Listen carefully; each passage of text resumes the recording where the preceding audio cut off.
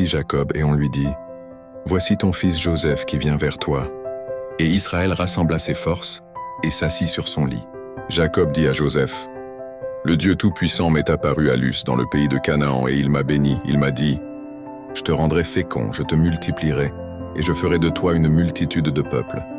Je donnerai ce pays à ta postérité après toi pour qu'elle le possède à toujours. Maintenant les 2 fils qui te sont nés au pays d'Égypte, avant mon arrivée vers toi en Égypte, seront à moi.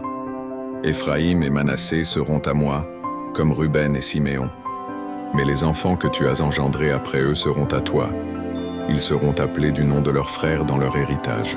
À mon retour de Padan, Rachel mourut en route auprès de moi dans le pays de Canaan, à quelque distance d'Éphrata, et c'est là que je l'ai enterrée, sur le chemin d'Éphrata, qui est Bethléem. » Israël regarda les fils de Joseph et dit, « Qui sont ceux-ci » Joseph répondit à son père, « Ce sont mes fils que Dieu m'a donnés ici. » Israël dit, « Fais-les, je te prie, approchez de moi pour que je les bénisse. » Les yeux d'Israël étaient appesantis par la vieillesse, il ne pouvait plus voir.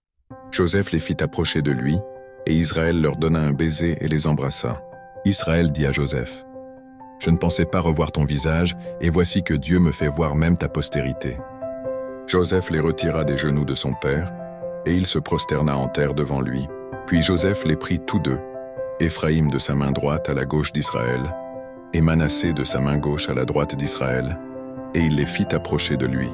Israël étendit sa main droite et la posa sur la tête d'Éphraïm, qui était le plus jeune, et il posa sa main gauche sur la tête de Manassé.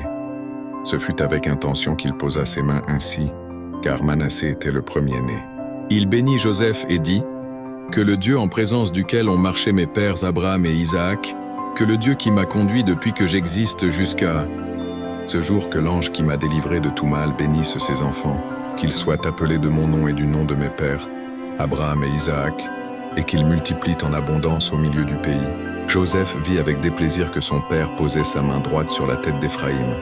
Il saisit la main de son père, pour la détourner de dessus la tête d'Éphraïm, et la diriger sur celle de Manassé. Et Joseph dit à son père, « Pas ainsi, mon père, car celui-ci est le premier-né. Pose ta main droite sur sa tête. » Son père refusa et dit, « Je le sais, mon fils, je le sais. Lui aussi deviendra un peuple, lui aussi sera grand.